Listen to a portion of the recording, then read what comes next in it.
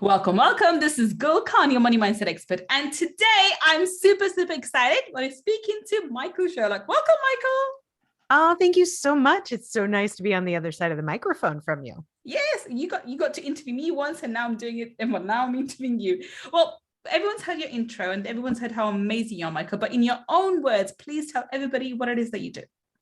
Oh, I am so amazing. It's so hard to be me. You are amazing.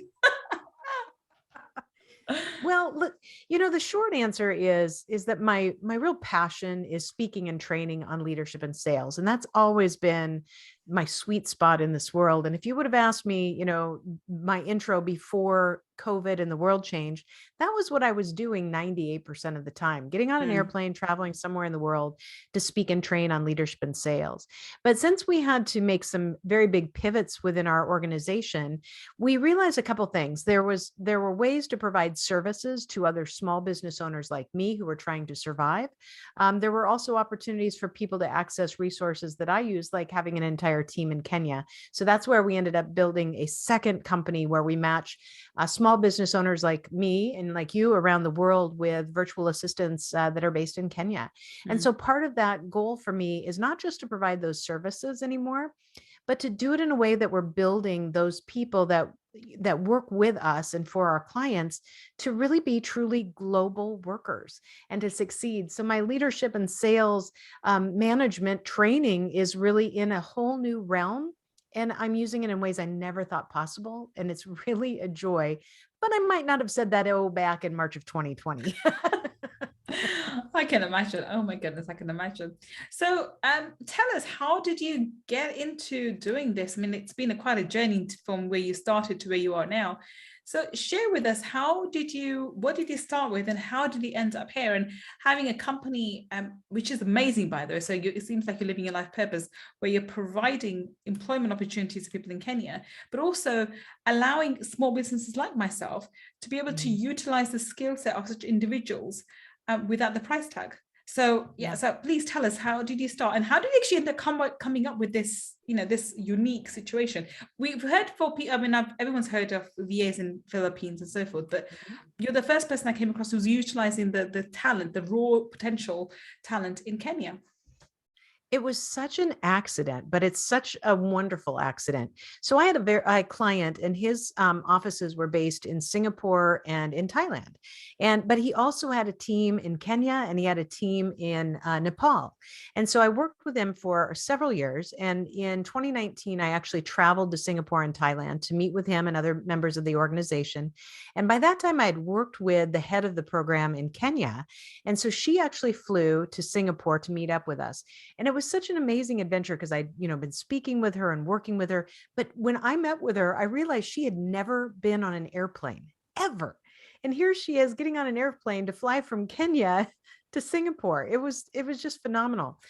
So long story short, I kept in touch with her, and a couple years later, I guess maybe not a couple years later, about 6 months later, I reached out to her and I said, look, I need to start adding people to my team. And I'd like to work with somebody in Kenya because I know what your work ethic is. I know what the unemployment rate is.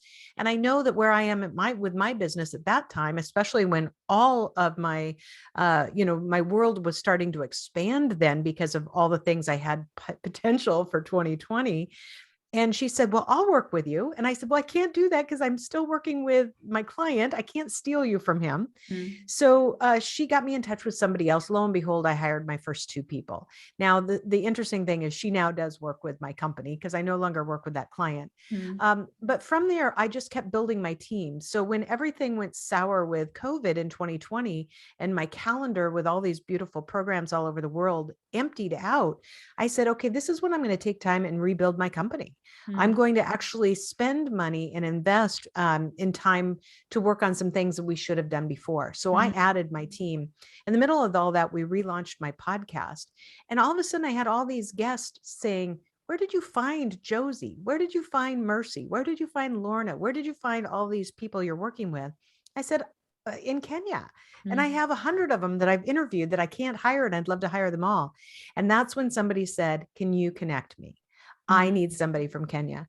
And I realized in one particular day, 3 people asked me, how can I find somebody like that? And I went, okay, here's an opportunity. I've met all Mm, these incredible people. I know that I would hire them all if I could, but I can't. So maybe I can provide opportunities. And so what has grown out of that has been just phenomenal because, like many other small business owners, when I needed it the most, when I needed help the most, mm, was just when I was reaping enough benefit from my business to pay myself back for my initial investments. mm, And you don't want to hand over all your profits at that point in time, but you need help to grow and scale. And so it's mm. just been a perfect merger of what has worked for me, what we can make work for others, and how to do it while providing great opportunity for people who seriously have great educations, but not a whole lot of work opportunity in front of them. Wow.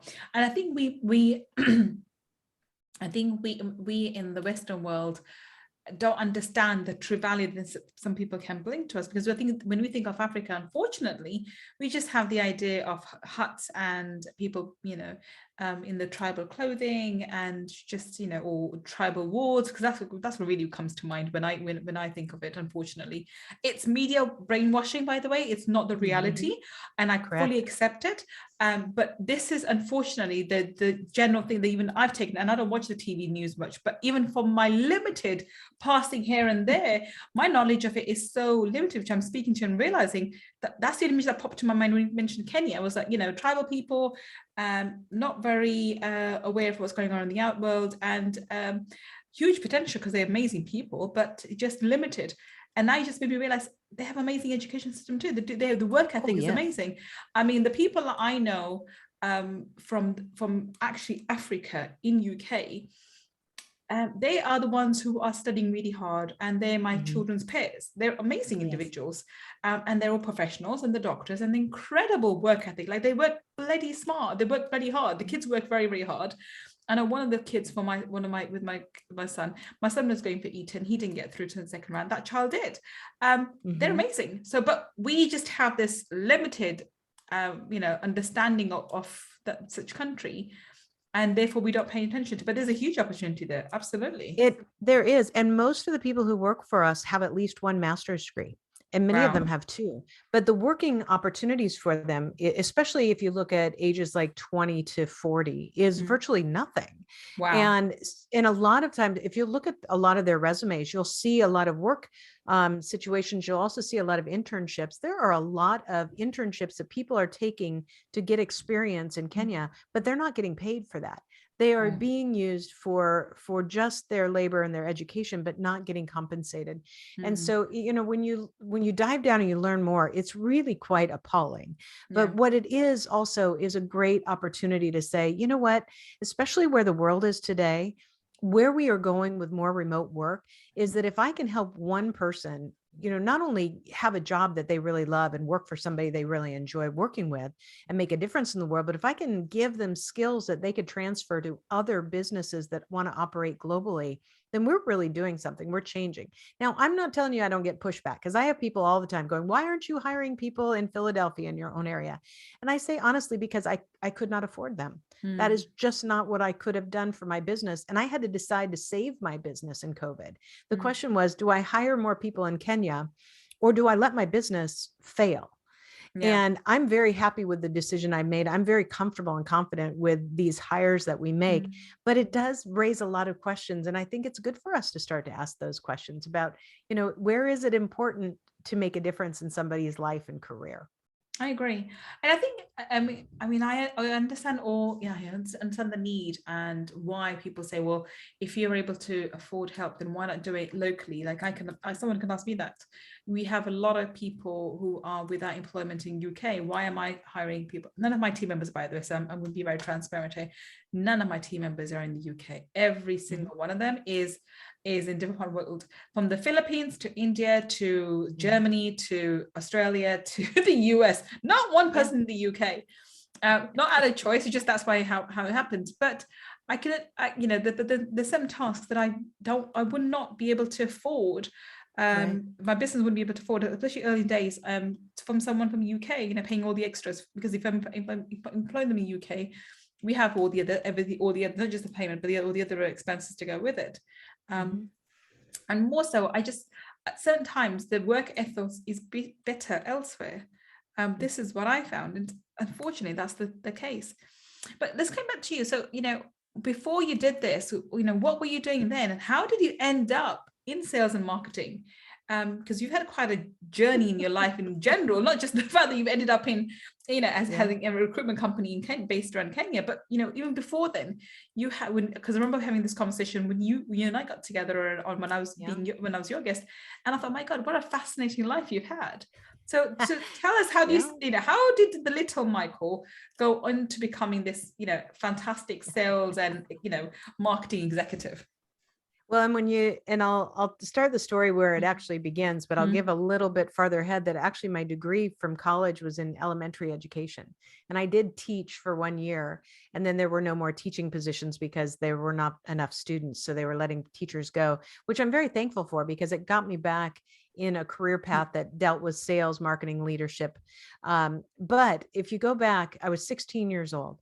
And I was babysitting for this woman. I'd babysat for her and her kids forever. And she worked at one of our jewelry stores in my hometown. And it was like the old jewelry store. It was the one that had been there forever, sold the most expensive things. It was the schwanky place to work. And I remember she called me one day and she said, we need somebody to be a gift wrapper in one of our mall locations for Christmas. Do you want it? And I'm like, yeah, sure. And so I got hired to be a gift wrapper. And I learned a lot of lessons. Like, I learned how you dress to look appropriate, in a jewelry store, and things that nobody taught me, but I learned a couple of them by making mistakes. But what I was really fascinated by when we had downtime is we had all these brochures that were about Rolex watches and diamonds and gemstones and Yadro porcelain and China, and all these things. And they were fascinating to me. So I read all the brochures, like everything I could possibly read. I wanted to know about diamonds, what the color and the cut and the clarity meant, and wanted to know how gemstones were rated and why some were more expensive and the differences in gold. And so I got so knowledgeable and I asked so many questions that one day it was just myself and the one salesperson who worked there. And this was a company that did not offer commission. So they just paid their salespeople a little bit better, and there was no commission. So no sense of trying to compete for customers. And a man walked in the store and she handed me, because all the little keys to the cases were, you'd wear them on a little ringlet on your wrist, and there'd be the keys to open up the jewelry cases. And she handed me her wristlet and said, why don't you go see what he wants? And I said, okay. Had no, didn't even dawn on me. So I walked over and I said, hi, my name's Michael. What brings you in today? He said, I'm starting to look to buy an engagement ring. And by the time he left, about an hour later, I sold him an engagement ring. And I did it by asking him questions. What do you want? What does she like? What colors does she want? Like, what shape? What kind of price range do you have? And when we got it all narrowed down, we found something that I knew was perfect. And I said, well, what would you like to do? And he said, I want to buy it. And I said, great, let's ring it up. And I remember my colleague, and then the next day, my manager was like, what? You did what? I thought I was in trouble, because I'm like, oh my God, am I not supposed to do this? But what it did for me is it turned out after that, I was never a gift wrapper again. I sold jewelry at 16 years old in the most schwanky jewelry store in my hometown.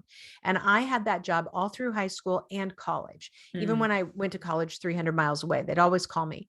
And I love this story because it taught me that never to be afraid of sales. I didn't know there was anything that, quote unquote, you should be nervous about. I just knew that if you had conversations with people and asked them the right questions, they would tell you if they were ready to buy something. And if they were, great. And if they weren't, great. And I've taken that through in every job till my last corporate positions, where I was VP of sales for 2 different hearing aid companies, where I was responsible for almost 500 people at a time and hundreds of locations of our retail stores, and responsible for bringing in 100 million annually. And that to me was not any different than that first sale of an engagement ring. The only difference is what I learned along the way and how I learned to teach other people how to do it. I mean, that's quite a story, and that must have given you quite a confidence boost at such a tender age. 16 it's amazing. And then, okay, so that explains why you went into marketing and sales. But then when you when you moved from corporate into your own business, how did that transition? Why did that transition take place in the first place? And then secondly, how did it take place? How, what kind of mindset did you have to work on and develop? Well, I'm a serial entrepreneur, so I've owned my own companies. This is the third time. This is the Okay. third iteration of my life. The first time was in my 20s when I actually started a training company to teach people like how to be a better public speaker, small Oh. business marketing, sales techniques.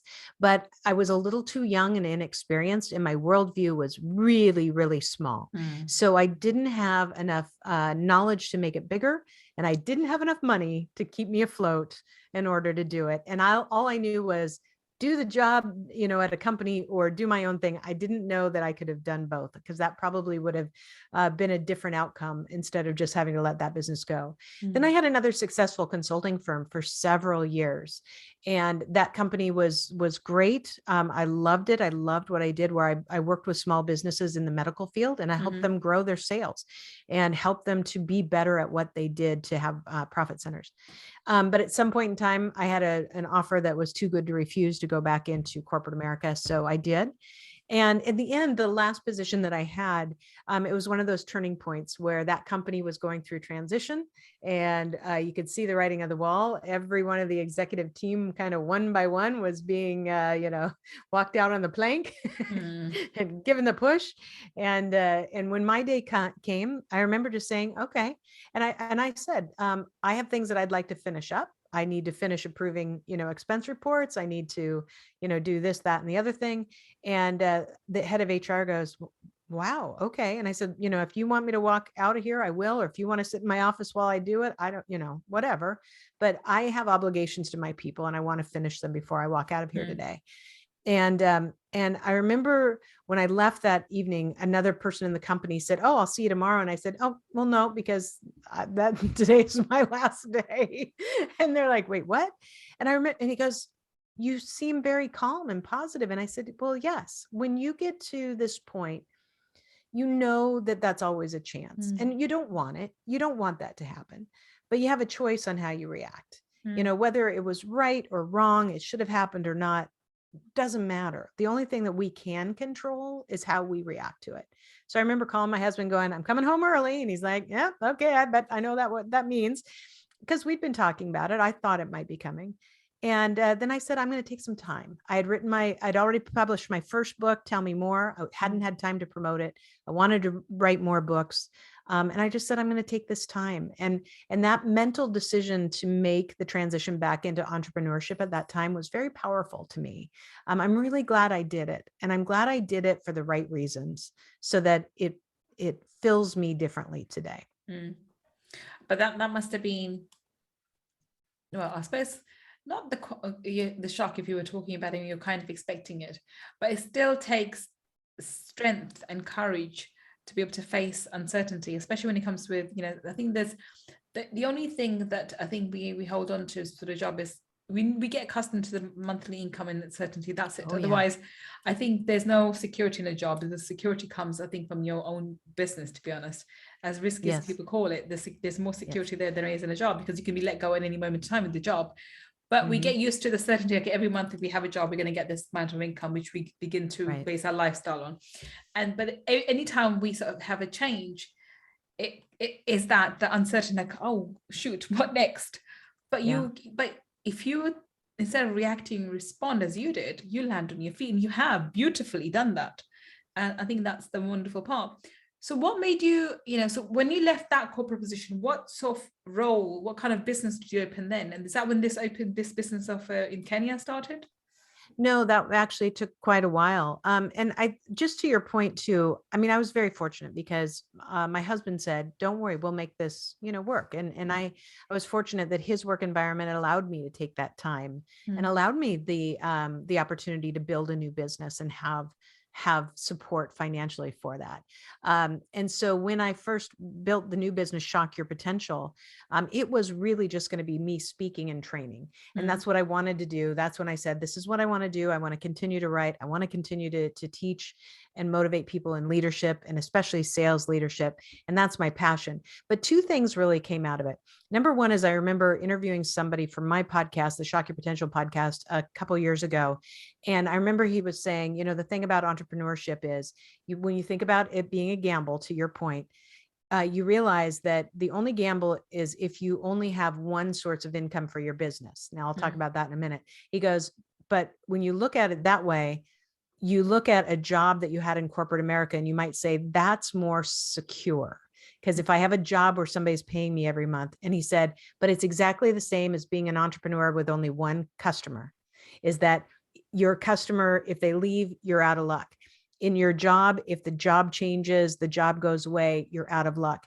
And I knew before the pandemic hit, I knew that I was putting all my eggs in my speaking and training basket. Mm. And I knew that that wasn't where I needed to be because that was no more secure than anything else. Yeah. But I was doing so well with it that I said, I'm going to keep this up going because it's doing fine. And then when the world changed and the reality that hit, it was a really great eye-opening experience for me to say, I'm not going to ever put myself in this position again, which is when I started to expand my business, which then had people asking, how are you doing it? Which turned into having the business in Kenya.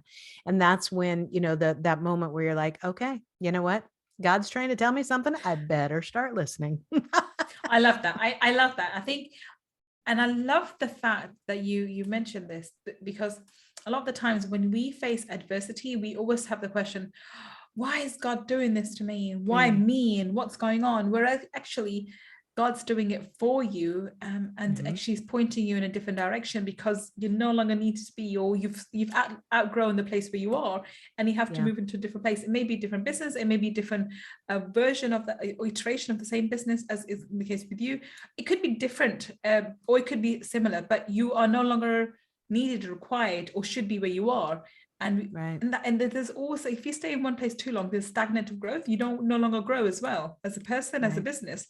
And I find that to be the case in myself, that every time I've been put in a difficult situation, I've had to work, I have to change my plans, which is fair enough. I had to work on different things, and that's good enough as well.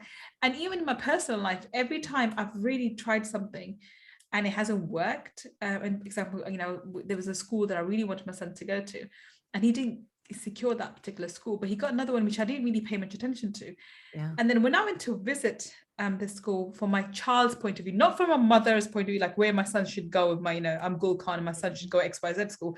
When I did it from my perspective of my son, I tell you, the school he got into was the most perfect school for him. And and he's got into some others as well. But that school is the one I'm thinking of, because it suits him perfectly. And actually what I want from my son, it ticks all of the criteria. And it's just such a perfect environment for my son. Yet I had not even considered it as a real possibility, because I had my heart set on this other particular school, which now, look in hindsight, when I'm looking, comparing the two, not because we didn't get in, but because even if he did, I was going to visit all the schools and make a decision afterwards. Even if he had got in, I would no longer go for that school, because this school, it suits his character more, who he is. So I think God always is listening. And sometimes, you know, there's, I think Steve Harvey says this, God withholds things from you at times because they're not good for you. You know, what you desire is sometimes actually not in your better interest, and God knows better. As they say, God knows better. And this happens in a business as well. You know, at times you really want to go for something, you really want to try something. And you're like, why am I doing? I'm doing all this. Why isn't it working, God? Why are you not helping me? But God has a better plan. He wants you to do something else. And this is where you have to listen. I think this is where you have to have the mindset that divine energy, the universe, whatever name tag you want to give it, is always working in your favor, is always working for you, not against you. And I love that.